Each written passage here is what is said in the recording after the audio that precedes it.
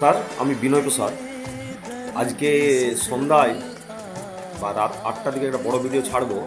তার আগে একটি ছোট্ট ভিডিও বানাচ্ছি, সেটি আপনারা বিবেচনা করে দেখবেন যে কথাটা যুক্তি আছে কিনা।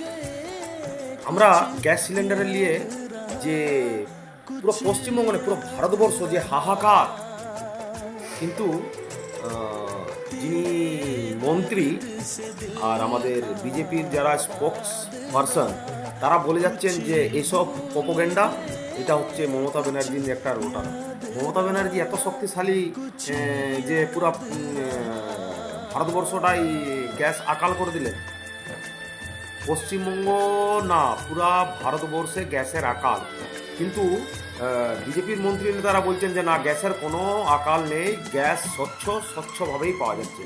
তাহলে একটা ছোট্ট কথা বলছি, এর উত্তরটা যদি বিজেপির নেতাকর্মীদের থাকে তাহলে উত্তরটা দিবেন। রাম মন্দির অযোধ্যাতে রসোইঘর, রাম মন্দির অযোধ্যা, যেটা নিয়ে নাকি রামচন্দ্রজিকে মোদিজি এনেছেন, তো ওই রসোইঘর আজ কেন বন্ধ হলো? যেখানে হাজার হাজার মানুষকে খাওয়ানো হতো প্রসাদ হিসাবে, সেটি কেন বন্ধ হলো? এর উত্তরটা যদি থাকে কারো কাছে, তাহলে প্লিজ দয়া করে আমাকে বানাবেন।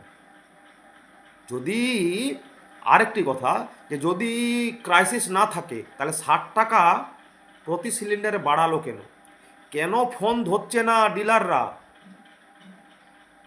কেন ফোন ধরছে না ডিলাররা? 50 বার ফোন করলেও ফোন লাগছে না, ফোন ধরছে না। আর যদি ক্রাইসিস না থাকে তাহলে 60 টাকা কিসের জন্য বেশি নেওয়া হলো? এর জবাব কিন্তু আপনাদেরকে দিতে হবে। রাম মন্দির অযোধ্যাতে কেন রসোই ঘর বন্ধ হলো, এর জবাবও আপনাদেরকে দিতে হবে। জয় হিন্দ, বন্দে মাতরম, জয় বাংলা। আজ রাত্রে বড় একটা ভিডিও বানাচ্ছি।